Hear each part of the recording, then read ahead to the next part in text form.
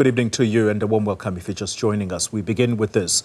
12 pupils and their scholar transport driver have died after their taxi was hit by a bakkie in Merafong. This is on the west of Johannesburg. It's believed the vehicle overturned and burst into flames in the Kokosi Wendela area.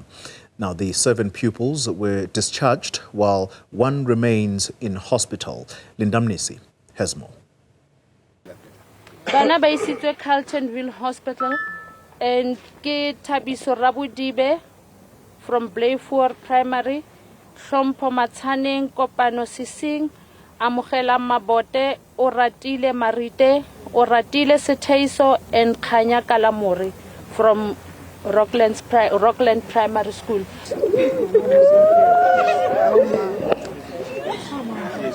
The gut-wrenching cries came from families who were hoping that their children survived the horrific car crash.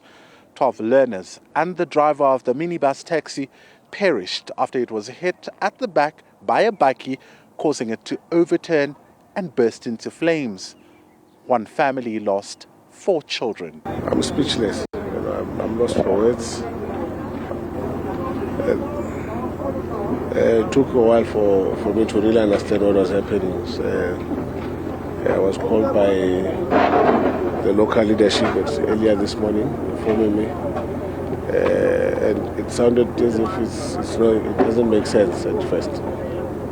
But then when the director called me and informed me of what happened, it's when I realized that we lost 12 children.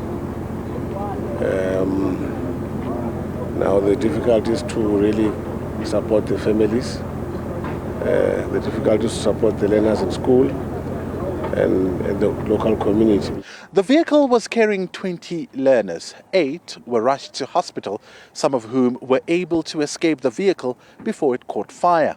7 have been discharged, while 12-year-old Hlompho Matsaneng remains in hospital. He sustained serious burn wounds and will be transferred to the Chris Hani Baragwanath Hospital for extensive treatment.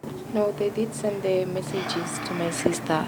And then on another time, when he arrived at work, her friend hotspotted her to get the messages. And then we let her go through what happened. And then we tried to call to get a transport to get there or go there. Matsaneng's cousin Uleseho, who is also 12, did not make it.